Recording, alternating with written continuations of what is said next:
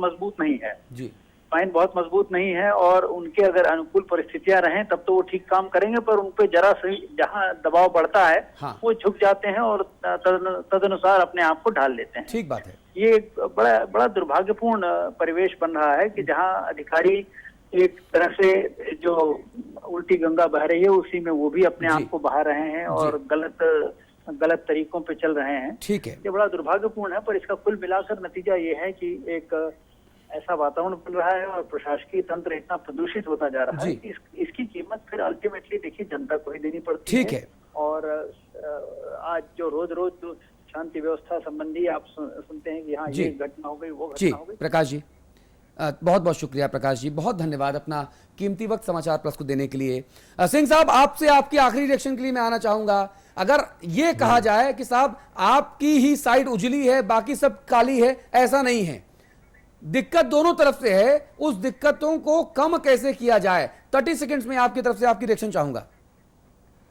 देखिए, मैंने ये कहा कि जो मानव संसाधन प्रबंधन, हाँ, कुप्रबंधन जो है, हाँ, उसमें आप खाली राजनेताओं को दोष मत दीजिए, हमारे जो टॉप के ब्यूरोक्रेट हैं उनका भी दोष है, क्योंकि इम्प्लीमेंटेशन उन्हीं को कराना है। ठीक है माननीय मुख्यमंत्री जो वर्तमान हैं जी, उनकी बिल्कुल सदिच्छा है जी, और उन्होंने बिल्कुल हम लोगों को ये स्वतंत्रता बहुत दी है कि संक्षेप हम में, अपनी बहुत मांगे संक्षेप उनके में। सामने रखें। जी, जी, बहुत संक्षेप तो में। ये चीज है कि अगर हमारा जो टॉप का मैनेजमेंट है हाँ। वो इस पे ध्यान नहीं रख रहा है, हाँ, तो इम्प्लीमेंट तो उन्हीं को कराना है, उनको भी ख्याल रखना है इन चीजों का कि ये क्यों ठीक कुप्रबंधन है, हुआ। ठीक है, इसीलिए आपकी नौकरी बात, की है उन्होंने। आपकी बात समझ में आ गई। अमिताभ जी, आपकी फाइनल रिएक्शन इस पर। देखिए, मैं तो यही कहूंगा कि अधिकारी सरकार के बनाए हुए रोड मैप को एग्जीक्यूट कराने का तंत्र है। ठीक है, रोड मैप सरकार बनाती है, उसमें उसकी काबिलियत का इम्तिहान होता है। ठीक है, और अधिकारियों के लिए मैं ये कहूंगा कि अधिकारियों को ये बात ध्यान रखनी चाहिए कि वह संविधान और कानून के प्रति वचनबद्ध हो, उसके प्रति उनकी वो हो, निष्ठा हो, ठीक है। ना कि राजनेताओं के प्रति। ठीक है, जब राजनेताओं के प्रति निष्ठा बढ़ जाती है तो फिर कहीं ना कहीं सिस्टम पोल्यूटेड होता है। जी, चलिए, आप दोनों खास मेहमानों का बहुत शुक्रिया। गोस्वामी जी बहुत धन्यवाद, सिंह साहब बहुत शुक्रिया, अमिताभ जी आप बने रहेंगे, खबरों के कारवां को और आगे बढ़ाएंगे। बात उत्तराखंड की होगी, किस तरह से मुख्यमंत्री जी विजय बहुगुणा जी अब समीक्षा बैठक करेंगे। समीक्षा करने का मतलब क्या सरकार में शामिल असंतुष्ट धड़े को संतुष्ट करने की कोशिश है, या विभागों में फेरबदल करने की जो अटकलें लगाई जा रही हैं, या समीक्षा के नाम पर वो किया जाएगा, क्या कुछ होगा आपको बताएंगे। लेकिन पहले इस वक्त की हेडलाइंस देख लेते हैं। उत्तर प्रदेश की जनता पर महंगाई की मार, पेट्रोल डीजल और घरेलू गैस की कीमतों में एक साथ बढ़ोतरी। कैबिनेट मंत्री शिवपाल सिंह यादव ने मायावती पर साधा निशाना, कहा माया सरकार में हुए बड़े भ्रष्टाचार, जांच में सबूत मिलने पर होगी कड़ी कार्रवाई। इलाहाबाद के कर्नलगंज में दिन दहाड़े पुलिसकर्मी को मारी गोली, मौके पर मौजूद लोगों ने आरोपी को पकड़ा, जमकर मारा पीटा, बाद में पुलिस को सौंपा। कौशांबी में एक पिता ने अपने बेटे को दी शराब पीने की सजा, पीट पीट कर बेटे की कर डाली हत्या। उत्तराखंड के सुद्दोवाला जेल में आचार्य बालकृष्ण से मिले भगत सिंह कोश्यारी, केंद्र सरकार पर लगाया बालकृष्ण के साथ भेदभाव करने का आरोप। राजधानी दिल्ली के जंतर मंतर पर टीम मन्ना के सदस्य अरविंद केजरीवाल, मनीष सिसोदिया और गोपाल राय अनशन पर बैठे। अनशन के विरोध में नौजवान छात्रों ने दिखाए काले झंडे। और देश के 13वें राष्ट्रपति बने प्रणब मुखर्जी, मुख्य न्यायाधीश ने दिलाई शपथ। प्रणब बाबू बोले, देश के सामने गरीबी और भूखमरी बड़ी चुनौती।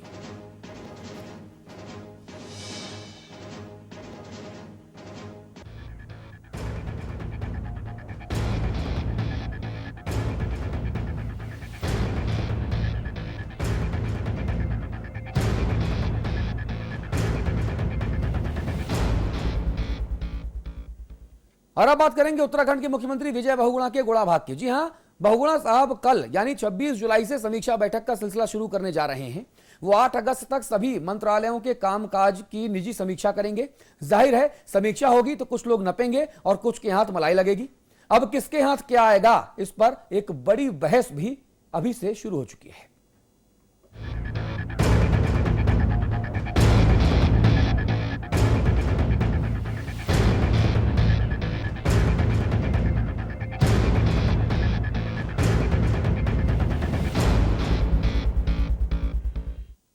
इस मुद्दे पर चर्चा करेंगे। अमिताभ अग्निहोत्री जी हमारे साथ बने हुए हैं। आप मैनेजिंग एडिटर हैं समाचार प्लस न्यूज नेटवर्क के। इसके अलावा सूर्यकांत धस्माना साहब हैं, आप वरिष्ठ कांग्रेसी नेता हैं, और मोहन सिंह गांववासी हैं, आप वरिष्ठ बीजेपी नेता हैं। आप दोनों देहरादून स्टूडियोज में हमारे साथ मौजूद हैं।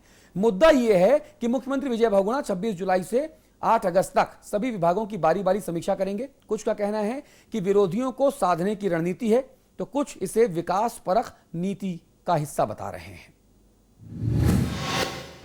समाचार प्लस का सवाल, तो कोर्स करेक्शन करना चाहिए विजय जी को। उत्तराखंड के मुख्यमंत्री विजय बहुगुणा का जवाब। निश्चित तौर पर कुछ जिम्मेदारियां बढ़ाई जा सकती हैं उपयुक्त समय पे। हमारे साथियों ने कुछ बातें उठाई हैं, उसका हाईकमान संज्ञान उसका ले चुका है और उपयुक्त समय पे उपयुक्त निर्णय ले लेंगे।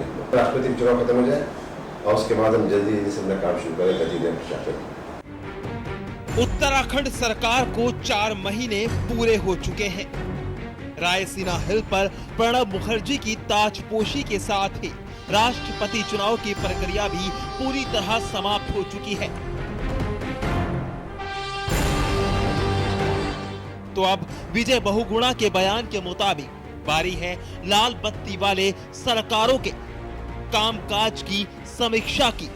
चूंकि मुख्यमंत्री ने सितारगंज में चुनाव जीतकर अपनी समीक्षा तो करवा ली, लिहाजा मंत्रियों की समीक्षा करना भी जरूरी है। इसके लिए बाकायदा 26 जुलाई यानी गुरुवार का दिन भी मुकर्रर कर दिया गया है। 26 जुलाई से लेकर 8 अगस्त तक चलेगा समीक्षा कार्यक्रमों का दौर। 26 जुलाई को ऊर्जा, पीडब्ल्यूडी, श्रम एवं सेवा योजन और दुग्ध विकास विभाग की समीक्षा की जाएगी।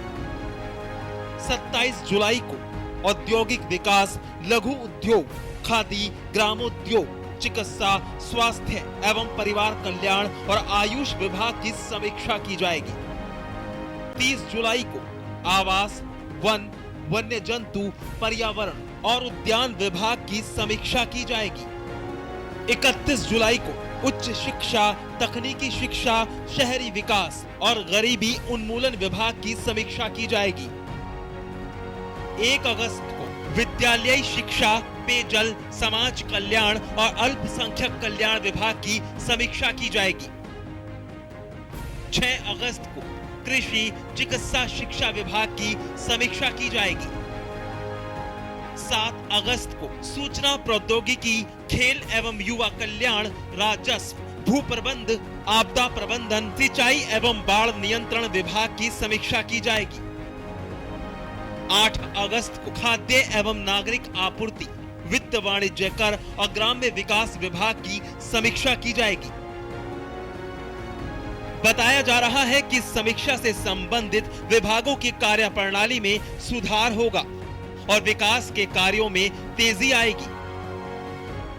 स्वाभाविक बात है कि जब मंत्री के रूप में हम काम करते हैं तो बहुत सारी बातें हमारे सामने आती हैं, जिन बातों को हम माननीय मुख्यमंत्री जी के संज्ञान में लाएंगे। ये तो रही उस तबके की बात जो सरकार की बात करता है। उसी सरकार में एक तबका ऐसा भी है जिसके मुताबिक ये विरोधियों को काबू करने की जुगत है। हम सभी मंत्रीगणों ने अपने अपने विभागों की समीक्षा बैठक ली है और पूरा आकलन किया है कि कार्मिकों की स्थिति क्या है, कर्मचारियों की स्थिति क्या है, प्रोन्नति की स्थिति क्या है, जो विभागीय योजनाएं हैं उनको वो ब्लॉक स्तर पर, ग्रामीण स्तर पर कितनी संचालित हो रही नहीं हो रही हैं। तो मैं सोचता हूँ और जिस तरह हमने एक पूरे विभाग की कार्य योजना तैयार की है कि हमको किस तरह आने वाले 4-5 सालों में अपने विभागों में आगे बढ़ना है।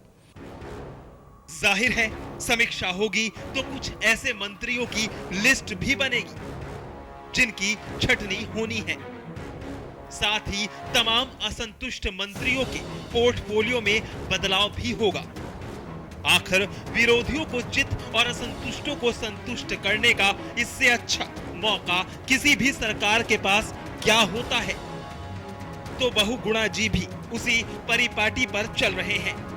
मुख्यमंत्री विजय बहुगुणा अब मंत्रियों के विभागों की भी समीक्षा करेंगे। साफ है मुख्यमंत्री अपने मंत्रियों के द्वारा किए 4 महीने में कार्यों का भी जायजा ले सकेंगे। इससे भविष्य में होने वाले फेरबदल की वो रूपरेखा तय कर सकेंगे। कैमरामैन पवन के साथ मैं पंकज पंवार, देहरादून समाचार प्लस। चलिए सीधे देहरादून आपको लेकर चलेंगे। सूर्यकांत धस्माना साहब मौजूद हैं। आप वरिष्ठ कांग्रेसी नेता हैं, प्रदेश उपाध्यक्ष हैं कांग्रेस पार्टी के। धस्माना साहब, ये समीक्षा बैठक या कुछ और? विशुद्ध रूप से रूटीन की समीक्षा बैठक है। अच्छा। जब राज्य की सरकार का जो मुखिया है उसको ये लगता है कि राज्य के तमाम विषय उनको किस प्रकार से संबोधित किया जा रहा है, तमाम समस्याएं उनका समाधान के लिए क्या काम किया जा रहा है, हाँ। तो मुख्यमंत्री जी का दायित्व होता है, क्योंकि राज्य की सरकार के कैबिनेट के तमाम जो सरकार है उसकी सबसे बड़ी जिम्मेदारी अगर किसी के कंधे में है तो वो मुख्यमंत्री जी के है। हाँ। तो मुख्यमंत्री जी का दायित्व है कि राज्य में अपने तमाम जितने मंत्री हैं, जितने मंत्रालय हैं, उनके विभागों की समीक्षा करें। और ये रूटीन का काम है। मैं समझता हूं इसमें कोई अलग से बात नहीं हो रही है। मोहन सिंह जी, ये वाकई इतना ही रूटीन का काम है, या जो खबरें आ रही हैं और जो अजय भट्ट जी का बयान है कि कांग्रेस के 13 विधायक हमारे संपर्क में हैं, क्या समीक्षा बैठक का ये पूरा प्रोसेस और अजय भट्ट जी का ये बयान, इन दोनों को जोड़ के भी देखा जाए? ऐसा है कि मुख्यमंत्री जी का ये दायित्व है कि वो सभी विभागों की समीक्षा करें जी। अभी 4 महीने की उनकी सरकार हुई है जी, और वो 4 महीनों में तो पहले अपने विपक्षी मित्रों को मनाने में रहे और उसके बाद वो सितारगंज के चुनाव में फंस गए। हाँ। तो इसलिए तो सरकार का काम तो अभी बिल्कुल ही कुछ नहीं है। हाँ। परंतु अब वो समीक्षा बैठक कर रहे हैं, तो अच्छा है कि वो समीक्षा बैठक करें और इस राज्य के जो विकास के स्वप्न हैं उनको पूरा करें। हाँ। अब रही गई कि कांग्रेस के विधायकों का संपर्क में होना, ये कोई बहुत बड़ी बात नहीं है जी। कांग्रेस आप ही के पार्टी के इतने बड़े जो नेता हैं, अजय भट्ट जी नेता प्रतिपक्ष हैं, वो बयान दे रहे हैं और आप उनके बयान को कह रहे हैं कोई बड़ी बात नहीं है। इसका मतलब मैं समझ नहीं पा रहा हूं। ऐसा है कि लोकतंत्र में विधायकों से संपर्क होना कोई आश्चर्यजनक नहीं है। नहीं, लेकिन बयान देना, लेकिन मोहन सिंह जी बयान देना और बयान देकर आपके द्वारा उस बयान को डाइल्यूट किया जाना, यह आश्चर्यजनक जरूर लगता है। नहीं, डाइल्यूट नहीं है, ये डाइल्यूट बयान नहीं है। हम तो ये कह रहे हैं कि भाई कांग्रेस की विधायक अगर संपर्क में है तो वो अच्छी बात है। अच्छा। और उसके लिए आगे के राजनीतिक परिणाम होंगे और उसके लिए फिर भी है कि जो मुख्यमंत्री जी हैं विजय बहुगुणा जी, इन सब चीजों को ध्यान में रखते हुए विकास की जो उनकी गाड़ी है वो तेजी से भागेगी और वो देखेंगे कि सरकार में किस प्रकार का असंतोष है जी। तो उस असंतोष को दूर करेंगे, क्योंकि ये केवल राजनीतिक की अस्थिरता की बात नहीं है। मोहन सिंह जी, पूरी विनम्रता के साथ मैं आपसे कहूं अगर एक चीज, तो मुझे ये लग रहा है कि परिचय कराया गया था कि साहब मोहन सिंह गांववासी जी हैं, आप वरिष्ठ बीजेपी नेता हैं, लेकिन जो बातचीत लग रही है आपकी और जो आपके बयानात आ रहे हैं, वो ये लग रहा है कि साहब कहीं ना कहीं कांग्रेस की तरफ झुकाव दिख रहा है बयानों में। देखो कि मेरा कभी भी कांग्रेस की ओर झुकाव नहीं रहा है जी, परंतु यह है कि जब कोई बात सामने आती है तो उसमें विपक्ष को भी ध्यान रखना पड़ेगा कि हम कोई भी अस्थिरता, राजनीतिक अस्थिरता न फैलाएं जी। परंतु जहां तक कि 13 विधायकों का संपर्क में रहना है वो अच्छी बात है। अच्छा ये बताइए गांववासी जी, मोहन सिंह जी, आप जो इतनी अच्छी बातें, गुडी बातें कर रहे हैं, ये बातें आपने अजय भट्ट जी को नहीं समझाई क्या कि यार देखो ये सब नहीं करना चाहिए, अस्थिर काय कर रहे हो सरकार को? नहीं, उनको क्यों समझाए, वो तो ठीक कर रहे हैं, वो तो ठीक कर रहे हैं। वो तो उनका दायित्व है कि संपर्क करें और वो इस सरकार के जो अभी कामकाज ठीक नहीं हुए उनको ठीक कराने के लिए वो विधायकों के द्वारा वो दबाव डाला है और अगर कोई राजनीतिक घटनाएं दूसरी होती हैं तो उसके लिए वो अच्छा ठीक है, आप दोनों रहिए हमारे साथ। अमिताभ जी, मुझे मोहन सिंह जी की जो बातचीत है, इस बातचीत से कुछ समझ आ नहीं रहा है। मैं बड़ी कंफ्यूजन की स्थिति में हूं कि किस पार्टी में है। कई बार व्यक्ति होता तो एक पार्टी में है तकनीकी तौर पर, लेकिन दूसरे में भी संभावनाएं खोल कर रखता है। राजनीति में बहुत सहज प्रसंग है आते हैं और उत्तराखंड इस वक्त इस तरह के प्रयोगों की भूमि बना हुआ है। वहां भारतीय जनता पार्टी के एमएलए चिट्ठी लिख देता है नितिन गडकरी को कि भाई मुख्यमंत्री को वॉकओवर देना चाहिए, उनके खिलाफ उम्मीदवार